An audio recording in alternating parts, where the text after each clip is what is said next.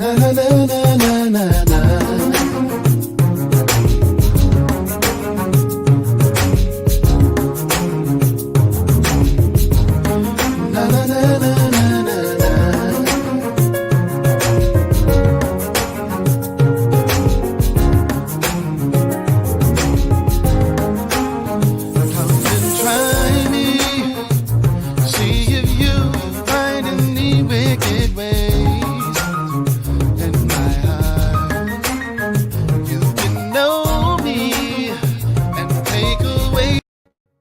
Good evening, everybody. Good evening, good evening, good evening. This is the Life Show, everyone. Thank you so much for tuning in. I am your host, Tyrone Brown Jr. And of course, you already know this is the Life Show podcast. And guess what? I got a visitor in the building. Okay. So, like, comment, share. What's getting ready to happen is we get ready to have a sit down, or as I like to call them, a fireside chat with the woman herself. All right, Dorenda Clink. All right, so I want you all to share this. What's going on, Stephanie? How you doing? Thank you so much for tuning in. I do want to say thank you to all of you that listen and view us on YouTube, on Twitter, on Twitch, even on Facebook Live, also on our website, which is www.thelifeshowpodcast.com. Also, guess what? Tonight, we're on the radio live. Who's Your Heat Radio? Okay, all you got to do is download that free Who's Your Heat Radio app today, and you can listen to us wherever you are in the world. Okay, you can even load us up. All right. So, thank you so much to all of you that continue to support us. Whatever you do, whether you share it, whether you like it, whether you commenting, whether you in the background, whether you in the front ground, in the other ground, in the underground, all of that ground. Thank you.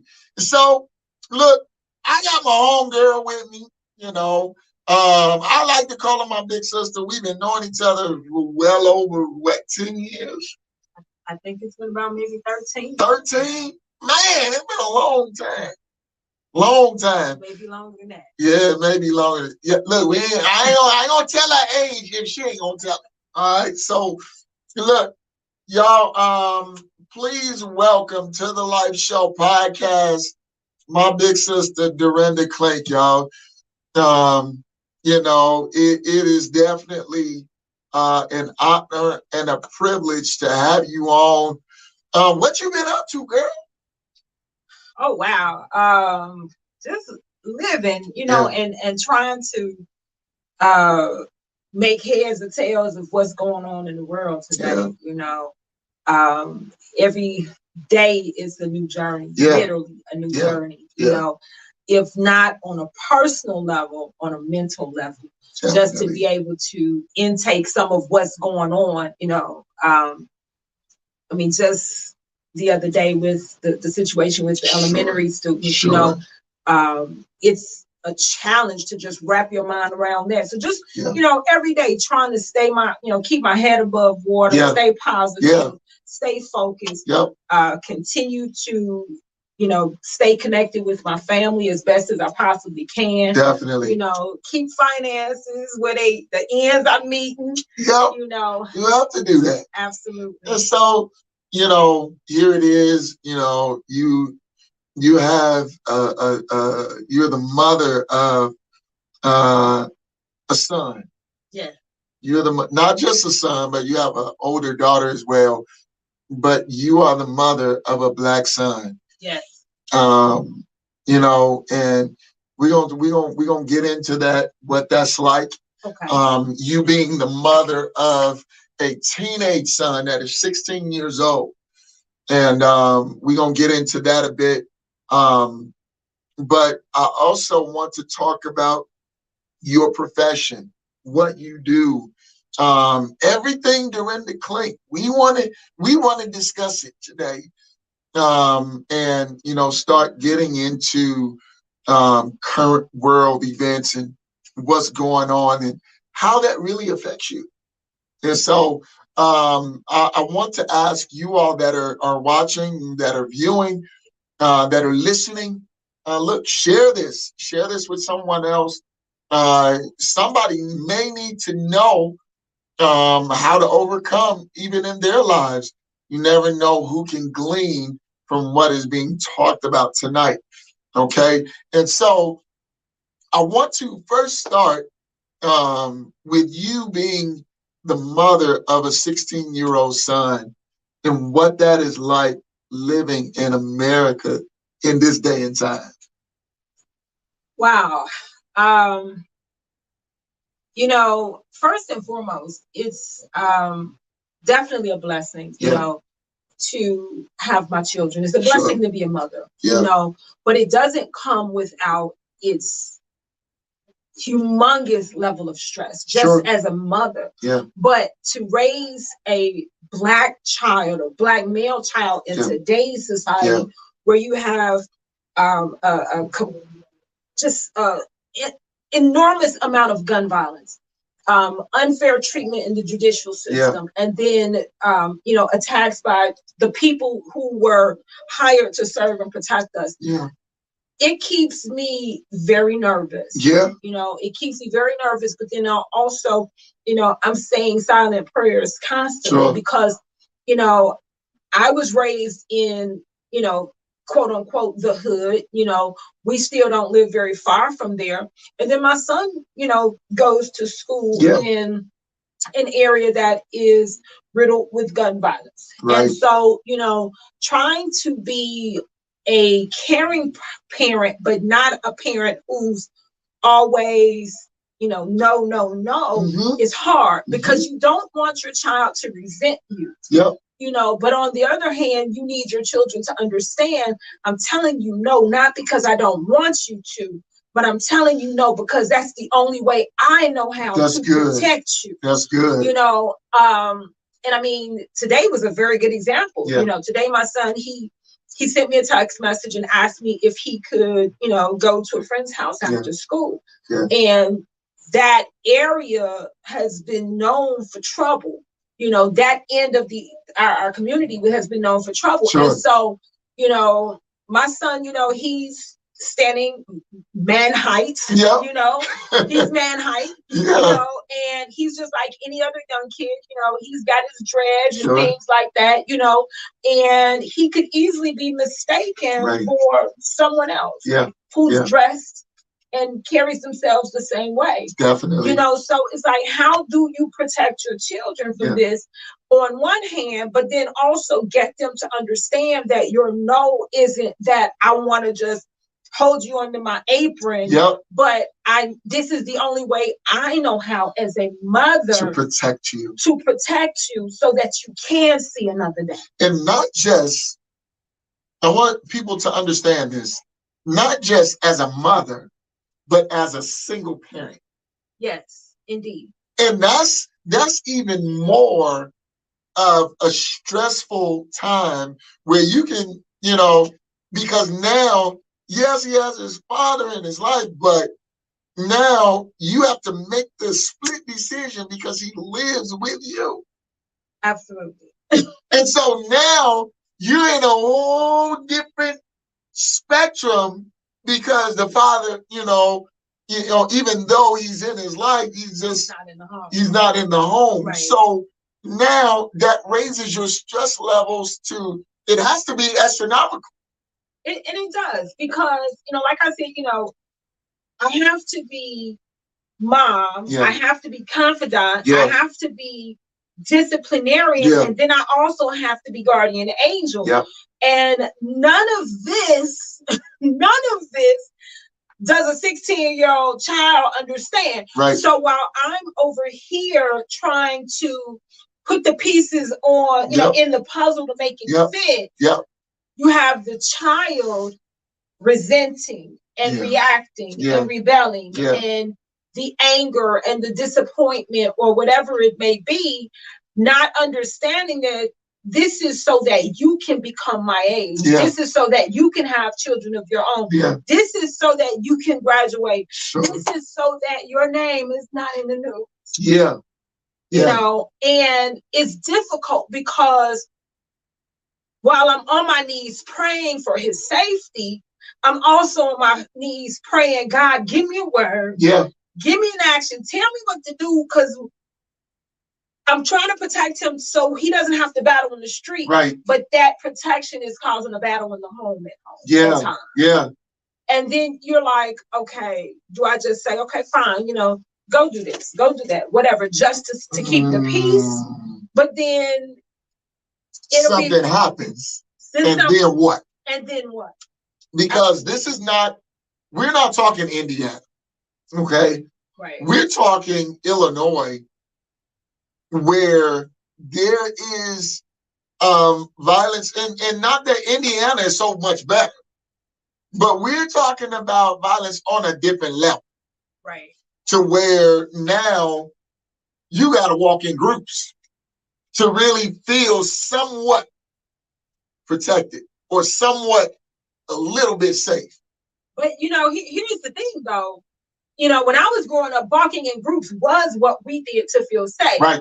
And now, and this is sound crazy, but now I'm telling my son, you can't be with no group. Right. Because you don't know who in the group has caused a problem with someone else, and you're guilty by association. Yeah. So when they come after that person, you may not know who the culprit is in your group. Yep. They cussed out the person at the store, or stepped on somebody's shoe, bumped against them, or asked somebody's girlfriend for a phone number. You don't know what the case is. And then you're within that group of 3, 4, 5 kids. Someone comes up and they start shooting. Bullets have no names, and no one cares that you weren't a part. You were with them, you're guilty by association. Birds of a feather flock together.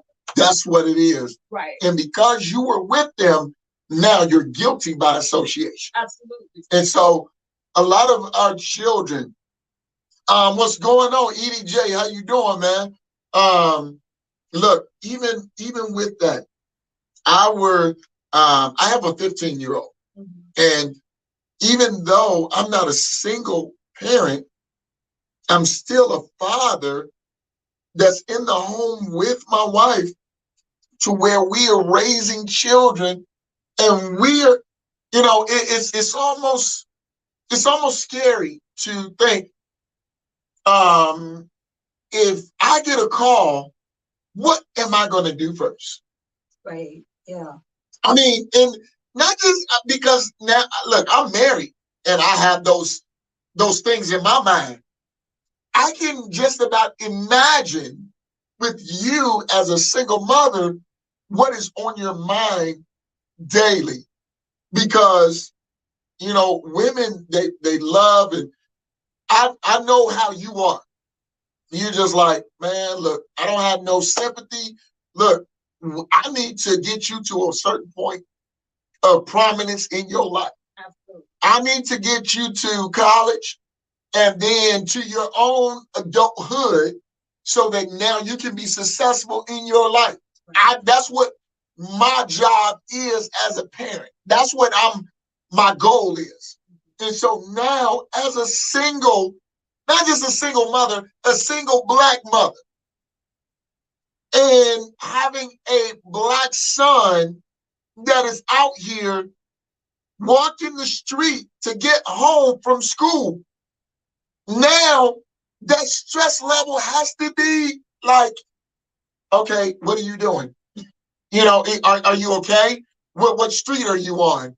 You know, it has to be like a constant communication. And he's probably thinking, because this is what I thought as a kid, man, why you all up on me? This was me as a kid. Man, can I get some breathing room? Right. You know, man, I just talked to you like 2 minutes ago. Why you got to keep on calling me? But see, because of what's going on in the world, all of the evils that lurk around the corner, now as a single mother, that's me.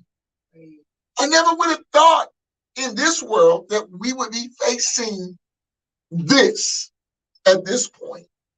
You know, it's almost kind of like, you know, when you think about it, it's kind of like being in a war zone.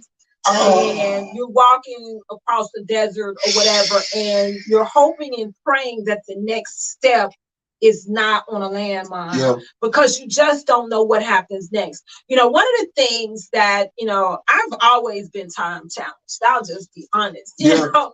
And my son this year, he has gotten into a habit of not going to school on time. I don't know if it's because the first class is not necessary or whatever the case may be. But every day at the same time, the school sends, you know, calls with a robocall to say your kid was either late or absent from school. And I used to answer those calls, and then I stopped.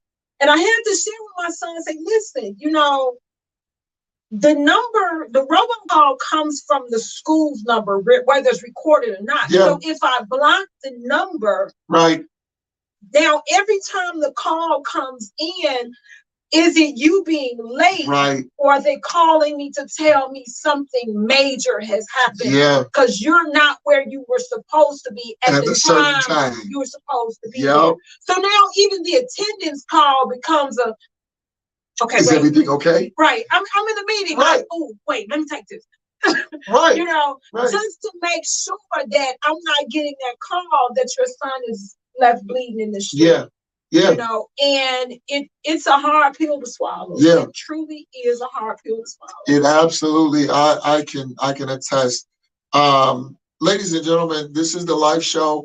My name is Tyrone Brown Jr., and we are in the studio with my big sister Dorenda Clink, and she is talking about, first off, we're starting with her having a 16-year-old son, being a single Black mother raising a Black son here in America. And we're getting her story of the stress that it takes, that she's under as a single parent. Now, I want to also talk about his the grades and the educational system with him. For our children, sometimes they get a little bit of a bad rap because they're Black, and then because they're men, and because of their hair, they may have dreads, or they may have what I like to call the uncombed afro. You know, I just got out of bed. That kind of, you know, they got it tapered on the side and, you know, tapered in the back and got it lined crispy all around. But I like to call it the just waking up out of the bed and just, you know, frizz my hair. But here it is. People look at our Black sons now with disdain in the educational system because they don't expect them to succeed. They expect them to fail. What is your depiction of our young Black men, as you have a young son that is 16 and that you want to see succeed in the world? Well, you know, my son, he has always been, well, let me just start here, you know, in an area that I think that very few people talk about. You know, when my son was very, very small, I mean, he was preschool age, I was told that I should have him tested because they felt that he had developmental issues, right? And so I, right out the gate, was like, you will not test my son. You will not label my son. You will not put him in the system. And you will not claim that he's developmentally challenged. Well, lo and behold, my son is a year ahead of himself. He has a 5.0 GPA. He is an honor roll student. He has 2 advanced placement courses, and he has a couple of classes that are connected with the university in Chicago. So it's like, don't you dare label my child. Now, am I saying that my child is perfect? Absolutely not. No. Because there are some challenges there. However, I feel that when there are some challenges, we shouldn't always immediately feel that that child has to be labeled. Right. You know, I mean, just like you can have 10 children, each child has a different personality, and you have to treat each and every child differently. You can't prescribe the same type of medicine Yep. to two different people. Fully just agree. because they got high blood pressure. Fully agree. I may have a lower issue of high blood pressure, Yeah. and you may be stroke level. Yeah. You can't give us the same pill and think it's going to fix the problem. No. You have to have a special formula for each child and each person. And so, but you know, the system, they want to automatically throw you in the system, and they want to label you and so on and so forth. Now, do I feel that my son could have, you know, be better off with some additional attention, some mentoring and things like that? Yeah, of course. Sure. But he's definitely not developmentally challenged. Right. That he's not. And he's proven that. Yeah. You know, he's proven that, because here he is, 16. He's a junior when he's actually should be a sophomore. Yeah. You know, and so, you know, I want to start there. That's it. That's good. That's good. And then also, you know, in the city of Chicago, they talk about, you know, parents aren't parenting, or parents aren't teaching their child, and they're the first teacher for their children, and so on and so forth. But I'm sorry, I can't personally ascribe to that ideology, because, you know, it's hard enough for me to try to figure out how to parent. It's not my job to also try to teach him geometry, chemistry, biology. I didn't go to school for that. That's your job. So don't say that my kid isn't learning because I'm not doing my job at home. Right. If my kid isn't learning, it's because you're not teaching. Yeah. Your job is to teach. Yeah. And so our schools in Chicago, and I'm sure we're not singled out. Right. The educational system today is not the educational system of yesterday. They're not teaching children phonics. You know, they're not asking them to, you know, write your timetables 5 times each, or write a sentence, you know, write down the definition of a word, write the word 10 times each until you know it backwards and forwards. That's right. They're not doing those things. So they're not even teaching our children how to write a signature. You know, I ask, in my field, every now and then I have to have a young person sign an application. Yeah. And they'll say, well, what's signing? Well, what do you mean? And I have to say, you know, like when you do the curly thing. It's a signature. Right. I have to say, you know, when you do the curly thing. It's like, oh, you mean like fancy? Oh, no. It's called cursive. That's the term. That's the term for it. But they don't know. Right. I get it. Right. You know, because everything is electronic, everything is technology based nowadays.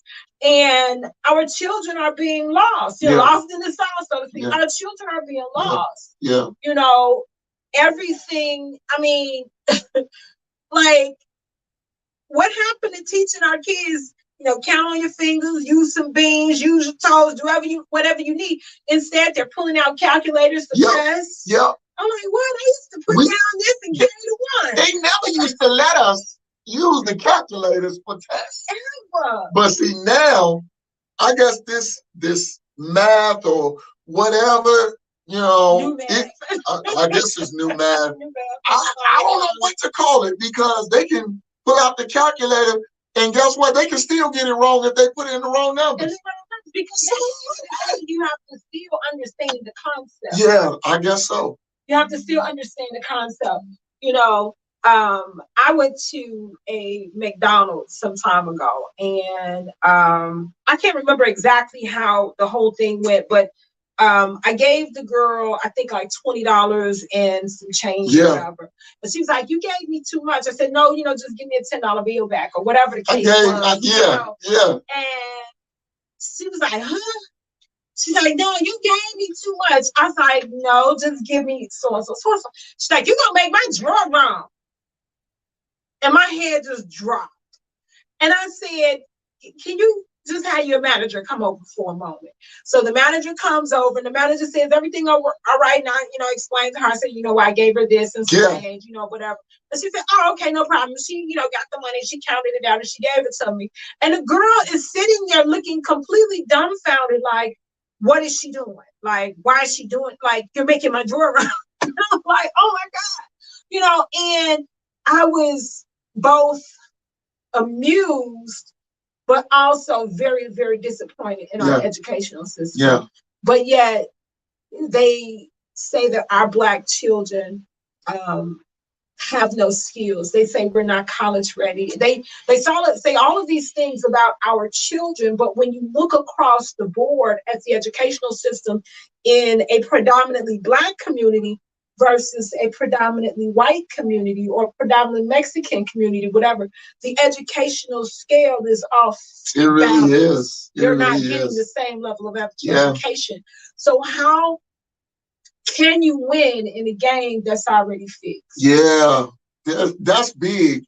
And here it is, even with that educational system, your son still thrives. He still thrives. However, because it's not, even with the testing nowadays, it really tries to throw our children off. Mm-hmm. And so how do you kind of right the ship, from what's been, already put in place? Well, so with my son, he's one of the smart ones in the school. But remember, we're talking an educational system that who's already below the mark. I get it. So that doesn't necessarily mean he's college ready. Got it. He's better than everybody else, but will he compete on a college level is my concern. Got it. And can he compete at his highest level where he is, even at the lowest level of someone who doesn't look like him? Got it. And I think this is where they say we're not college ready. Now that's a key. That's a key that we don't look at, because what we'll say, and I've heard this from many a parent. Oh, my child is on the honor roll, the A honor roll or the B honor roll or whatever. They're number 2 in their class. But I wonder, what is the scale at the school, or what is the grade of the school that they're in? Who else is on the right? It's like, you could be a great cook among average cooks. Oh wee.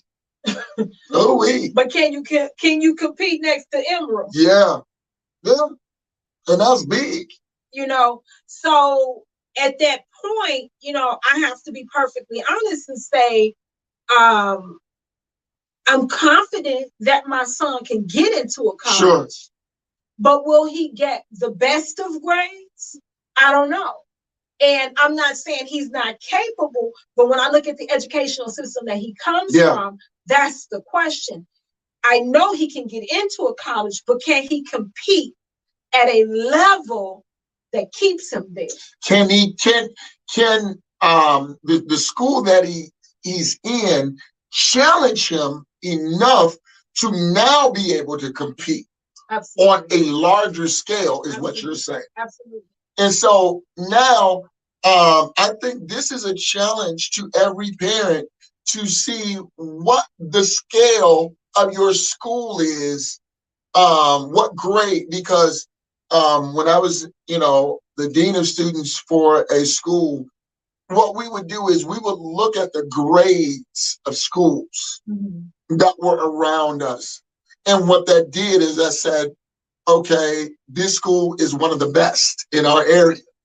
Okay, or this school is one of the worst in our area. So regardless if my child is making A's and B's, I'm wondering what level the school is at as far as their teaching curriculum. Absolutely.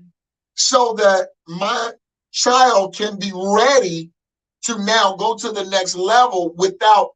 Now, this was a key.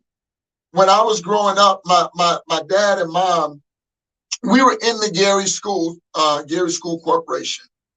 And when we were in the Gary School Corporation, I went to all of Gary schools up until I got to the 9th grade. After the 9th grade, I was transferred because we moved to Maryville, and I was transferred to the Maryville school system, which was a much better school system because of their challenges. And so getting into them, I'm looking like, oh my goodness, my mind was blown because now I got to study. I can't just go to my class, with no books. Right. I got to carry books in my book bag. I got to carry notes, and jot down what the assignment is, because now the teacher was giving us assignments to where we got in-class assignments when I was in Gary schools. And so that's what we're getting at. And I love what you brought up, because a lot of people don't look at that. Yeah. They don't challenge their kids. Yes, my child is excelling in this area, but I want them to be able to excel in the real world, and that their level of learning, when it's challenged, they won't buck down to the competition. And I think what I worked in corporate America for several years, and one of the things that really began to bother me in corporate America is that I would look at some of my superiors, the C-suite. Yeah. Of course, they didn't look like me. Yeah. And then we would talk about things like schools and things, and a lot of them had bachelor degrees. Wow. And a lot of them would talk about how they were C students Yeah. and things. And I'm like, wow, bachelor's degree, C student. Maybe that's why they call it the C-suite. But here I am, African American, 2 master's degrees, and I work for you. Wow. And something. I had a 3.8, 4.2 GPAs and things like that. So it's like, wait a minute. So you're telling me that even at my very best, I'm still at the bottom? Yeah. Yeah. And it's not always just skin. Right. It's like at my very best, I'm still at the bottom. Like, and it makes you wonder, like, and then, like I said, they talk about how Black kids are not properly prepared and so on and so forth. Well, now think of this, I went to a Chicago public school. My kid goes to a Chicago public school, and most of the teachers who are teaching him went to Chicago public schools. Yeah. So if you have one person learning in that system, and then they're teaching in that system, they're teaching you what they learned, and they learned nothing. Yep. So where does that leave everybody else? Yeah. Yeah. And you got nerve to talk about the parents are not doing what they need to do at home. Well, some of those parents didn't learn how to read and write in school. Yeah. Because they went to school there. Right. And you're asking them to teach their children? You're barely teaching the children, and you came from that school district. Yeah. Let's be real here. Yeah. Let's put it really, really, really in perspective. It's almost like, no, scratch that. It's not almost. It is. It is. The blind leading the blind. Yeah. So, if you're going to, I feel if we're going to look at education, how about we look at some of the top schools throughout the nation? Okay. Let's look at what some schools are doing in other countries that are excelling. and come up with a universal test, especially in the US, a universal testing model that says this is what we need to, this is where we need to be. This is the curriculum that we need to administer to our children. Now, will there be some children that's on the higher end of the spectrum? Of course. There'll be some children on the lower end of the spectrum, right? So that's why you have gifted schools, and then that's why you have schools that help those people who have some challenges. But for the most part, if you put everybody else, let's say the 80% on a national curriculum, no matter where you travel in the US, each kid can compete at the same level. Now you can compete. And if you fail the competition, it's not because you weren't given the same tools to succeed. It's because you didn't do what you were supposed to do. Now the choice is in your hands. The choice is in instead of coming to the fight with no weapons. Absolutely. If my child goes to school in Chicago, and then we move to Indiana, and then we move to Tennessee, and then we move to Maine, he should be able to get the same curriculum, the same books, the same. There should be no break whatsoever. When he walks in the room, the only thing different is the teacher and the student. There you go. Everything, he should be able to sit down and everything clicks and be like, oh, I know that. And that's where I believe our children, where they suffer, because every school system is different, because they lack funding, they lack what do you call it, the technology. They lack all of those things, and so now they're left trying to keep up, just in the school, not in the district, but just in the school. And so they can't compete in the real world because they don't have the educational prowess to keep up. Now, when they're thrust into the real world, they're looking like, what is this? And that's why now you have 25-year-olds, 30-year-olds, 40-year-olds on picket lines demanding $15 or more an hour living wage at a fast food restaurant, at jobs that were always intended to be a stepping stone for high school students. That's why you have so many adults with 3-4 children at fast food restaurants and grocery stores and small retail establishments trying to make ends meet, because they don't have the skills and the wherewithal to go to an attorney's office or corporate building or Kellogg's or any of these major companies and say, hey, I need a job as administrative assistant, or I want to work in accounting, or I want to do this, or I want to do that. I want to do data entry. Most of them don't even know how to file alphabetically, because they don't put words in alphabetical order no more. So you know, okay, if it starts with the A goes first. If it starts with the B goes next. But they don't know if it's AR, it goes before AS. Right. So it's like we're set up. The game is set up. We're set up for failure. And so, I've even had to tell my son the other day, he was telling me about how one of his teachers doesn't teach him.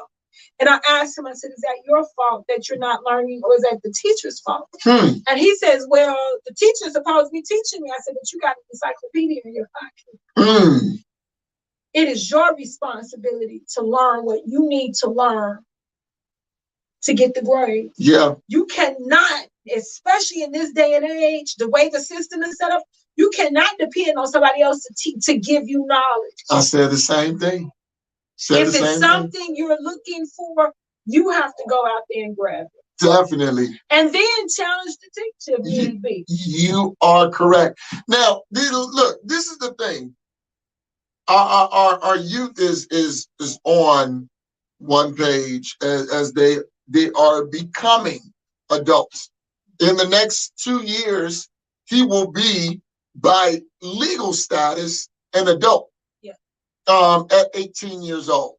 And so at that age group, he's going to be, in the job industry. Hopefully, he will be in school, like college or in trade school or something like that, so that he can make a living for himself. Now, after that, what I will say is, for those of you that are watching, listen, maybe your niche is not college. Maybe your thing is trade school. Maybe your thing is trying to find a technical learning center where you can learn something to take with you, okay? Where you can be certified to do things. But in this day and time, education is so important for the next level.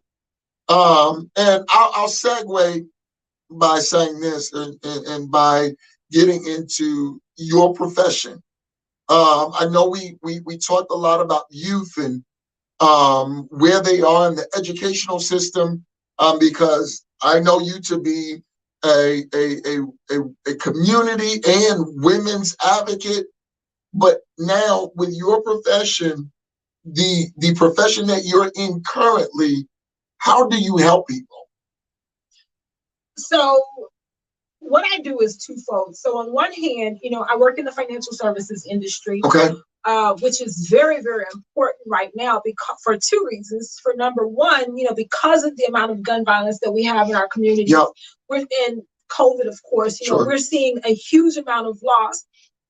People are dying everywhere. And so part of what I do is, I talk to people about insurance. Yeah. And, when you say insurance, people kind of, back up like you got the plague, but it's really, I think people really don't understand the importance of insurance, because the insurance is not to say that, this is in case I die. Right. Right. So, because let me get that out the way. People always say, well, I want to leave something to my family in case I die. Right. Like, there's no such thing in case you die. You're going to die. You're going to, at some point. Let's be real here. Right. If you are born, you're going to die. Yeah. Yeah. May not be tomorrow, but you're going to die. Right. Let's just take that off the table. There's right. no if here. Right. Except for Noah, I don't know anybody else who's lived 900 something. Right. You're going to die. Right. So, but the important part of that financial planning process and insurance particularly is to protect yourself from debt. Yeah. Because when that person dies, there's a financial impact that hits that household. That's good. And so if you don't have a bag of money under a tree, like Shawshank's Redemption, come on. which none of us do. Right. If you don't have a bag of money somewhere, how are you going to cover that expense when your family member passes away? I have people who say to me, well, they don't need insurance. Have you watched the news lately? Come on, talk about it. Kids die too. Yeah. And not just violent death. Right. Years ago in the 80s and 90s, the biggest thing was the shaken baby syndrome. Yes. Kids or whatever. Yes. Kids die too. And it costs money. Oh yeah.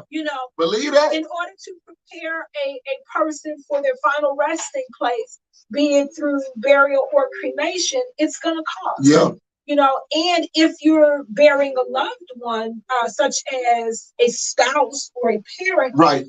Not only do you need money for that, but you also need money to wrap up their things. Yeah. If there is a home, yeah. you have to figure out, how you're going to store their furniture, or have someone clean it all out, or have an estate company come in. You never know; there may be attorney's fees or whatever dealing with the probate. That's right. You may need to continue to pay the utilities on that house until you get over the grieving process with the to then go in and handle things with the estate. Yeah. So there's money involved. Yeah. And so with our people, within the African American community, we get insurance when we decide I'm sick enough to die. Wow.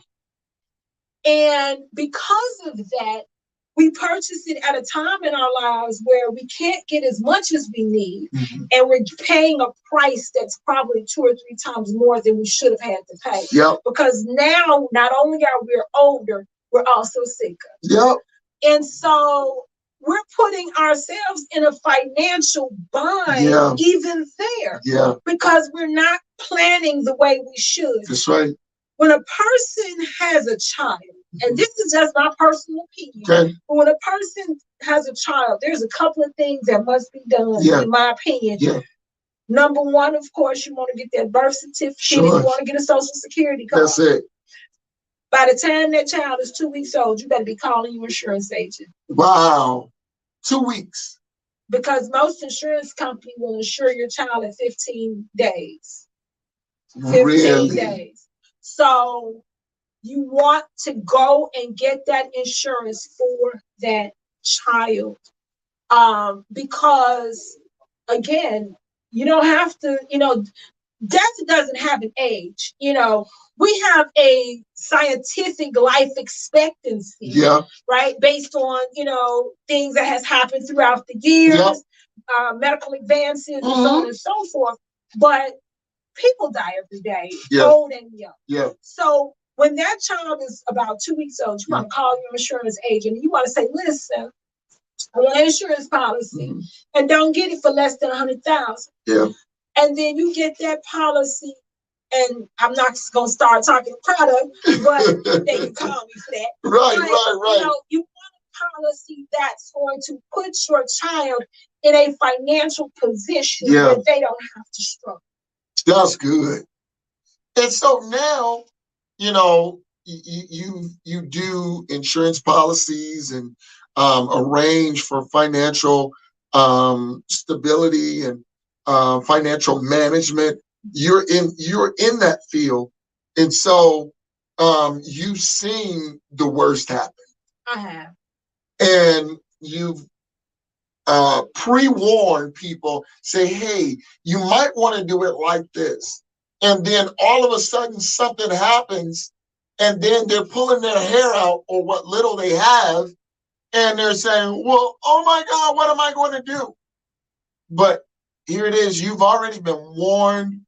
You've already been, the attention has already been brought on it. And we like to say this, especially us in the African American race, we like to say, that's never going to happen in my house, or that's never going to happen to me, or that's never going to happen in my family. And then all of a sudden it happens. Then it happens. And then we're left on the outside looking in. Yeah. And so what is that? And what is that like? Seeing that, seeing that heartbreak, seeing that hurt, but not able to do anything because they were already pre-warned. I know a guy who, not a client of mine, but he would always say, I need to sit down with you to write some insurance for my dad. Okay. And Dad was fairly healthy. I Okay. need you to sit down with us, so we can get some insurance for my dad, so on and so forth. This went on for several years. Okay. Then all of a sudden, Dad was found on the floor of his apartment. He had a heart attack. They found him in time, right? But he spent maybe almost a year in a nursing home, and I'm still getting the same conversation. We need to sit down, for my dad. I'm like, okay, let me know, Let's do it. And I'll call every now and then, so when you want me to sit down between your dad, because now at this time, even though he's in a nursing home, I can get him insurance, but it's a different type of insurance and it's much, much costlier. I see. But I can still get it, right? I see. And so all of a sudden I get a phone call. I'm like, hey, what's going on? He's like, you're not going to believe this. And of course, in the back of my mind, I'm saying, oh, I can. Yeah. And it's that death call, right?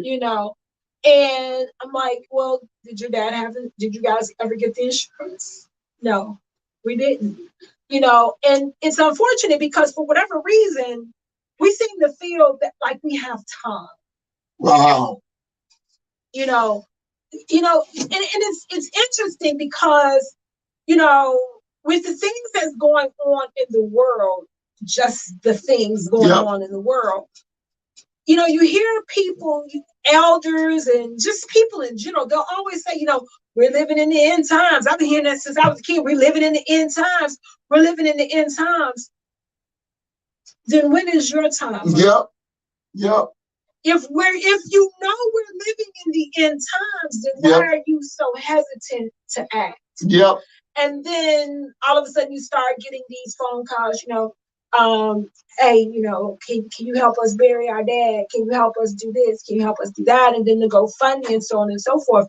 And no disrespect to anyone who's had to do this, because you do what you have to do in the time that you need it. But I don't donate to anybody's GoFundMe. Wow. I refuse to. Yeah. Because I didn't ask you to help with my birth fund. Wow. You know, it costs me about $25,000 to have each of my kids. Right. There's a birth fund.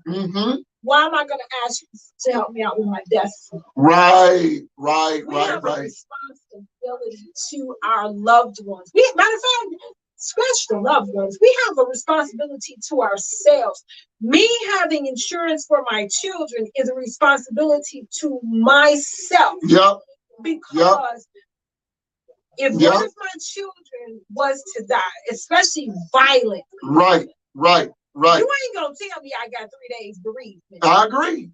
I fully agree. I'm gonna take 3 whole years and then some. Right. Because I'm gonna be balled up in the blanket like, oh God, why me? Right. You know, I'm gonna go out with a rifle on my back, like G.I. Joe. Somebody gonna get caught tonight. You know? Right. I need that bag of money to make sure that I can survive, not just bury my children, but so I can survive until I am mentally ready to cope with the world after that type of loss. Wow. And we don't think about that. Yeah. Like, your mother passed away. Yeah. And what? You gonna go back to work?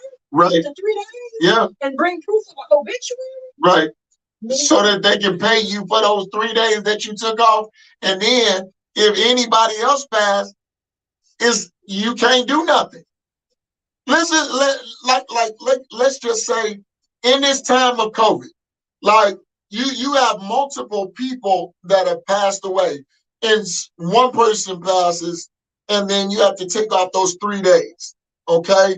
And they pay you bereavement for those 3 days. Somebody else passes, let's just say a month or two later, you out of days. Well, so what I've seen recently, it used to be 3 days for, I think, immediate family. Right. Now what I'm starting to see is 3 days for, I think, mom, dad, and siblings. Okay. I think maybe step parents. Okay. For like grandparents and things like that, you got like 1 day. Yeah. Grandparents, aunts, and stuff like that.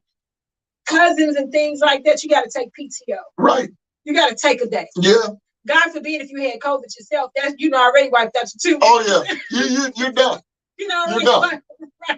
Like, you know, I'll just send a jello mode. Yeah, I mean, you're done. Yeah. But see, talking about insurance, a lot of times we don't like talking about this kind of stuff because we weren't taught this. And when you're taught at a younger age, you can absorb it more because now it has become, normal to talk about it. Right. But then once you start getting older, you're like, oh, you don't need that. That's just you just wasting money. No, you're not wasting money. It's almost like an investment. Right. Because actually what I've heard, and I don't know it to be true, but there have been, people that I've come in contact with, and I'm asking them, how in the world did you start your business? They said, well, I had a $100,000 life insurance policy. And what I did is I borrowed against my life insurance policy, started my business, and then, put back. So now here it is. They were able to borrow and then, go ahead, and they're successful nowadays. That's the same thing Ray Kroc did with McDonald's. Right. That's exactly what Disney did. Yep. That's what a lot of other companies Yep. have done, or I should say people have done in order to create their companies. Yep. And a couple of years ago, I sat with a young man, and he was in his early 20s. Okay. And he did an insurance policy okay. with me. And I asked him, I said, well, what is it that you want your insurance to do for you? Because he already had insurance with his mom. His mom had taken out a policy, for her kids. Right. And he says, well, I just think I need it. I said, well, what do you want to do for your life? What do you want to do once 10 years forward? What does that look like? And so on and so forth. And he said, well, you know what? I want to be a real estate investor. And I see myself having about 10 buildings. I said, well, how are you going to get there? Have you started saving for that? He said, no, I was thinking about starting to save next year. I'm sorry. And I said, well, how are you going to start saving for that? He says, well, I was going to just put like about $100 away, every month or whatever, until I built up enough money for a down payment for my first home. Mm-hmm. And so I said, what if I could show you a way to put $100 a month into an insurance policy that's going to give you some interest that you can borrow against, utilize that, take the rent from your income property, put it back into the policy, and let it continue to accumulate, and then do it again every year until you get that 10 billion. Yeah. That's exactly what he does right now. I think he's been my client now 3 years. Wow. And he puts in, I think it's $125 a month into that policy. And I think the policy is I think it was like a $250,000 policy, I believe. And so the younger you are with this particular policy, which is called a universal life, the younger you are, the less expensive the cost of the policy is. But the policy works as a sinking fund, meaning it was designed for individuals, corporations and things like that, where they could put money into it, gain a little interest, and then have that in order to pay for overhead or pay for wages or pay for such as what we just went through, COVID, where businesses were shut down. Had people had these types of policies in place, they could have went into their insurance fund and paid some of those wages and things like that. Wow. And then, the policy still would have continued. In the event someone passed, you still have a death benefit. Yeah. And so this is what, if you're young enough, so like I see, he spent about $125, $150 a month in this policy, but the policy itself is only about, I think, maybe $40, $50 for him. Wow. So of that 150, he's got at least 75 to 100 that's to now put in. Gaining maybe about 4% or more in interest in the policy, and it's compounding. And we don't learn these things. Well, look, everyone, I hope that you guys have gained so much knowledge and so much. Dorenda, before we go, can you please give your contact information for those of you that want to dig into an insurance policy? You need to have financial management. Can you please give your information so that everyone can have that? Sure, absolutely. Right now, I can be found on Facebook under Dorenda Clink. And I basically, not just insurance, but I do financial education. Sure. I do financial workshops and seminars such as debt management, credit repair, do it yourself. I pay $89 a month to somebody where you can do it yourself for free, and things like that. But I can be reached at Dorenda Clink on Facebook. I have my business out there, Vested Interest Financial Group. And if people want, they can reach me by phone. That number is a brand new phone number. I can't remember. It's 847 something or another. Let me see. Hold on. I didn't think about that. It's 847. Wait a minute. Then maybe you can put it in the notes. 1 second. It is 847-497-8177. 847-497-8177. That's awesome. Again, look, ladies and gentlemen, you have just witnessed, heard, and seen the life of, or the partial life, because we didn't even get to talk about all the stuff. Y'all, look, we'll do that on another show. But this is my big sister, Dorenda Clink. Look, y'all, share this. Somebody needs to hear it. Somebody needs to know that you ain't the only one. Until next time, look, thank you so much for tuning in. Look, God bless you. God keep you. Is always our prayer. Have a great evening. Peace.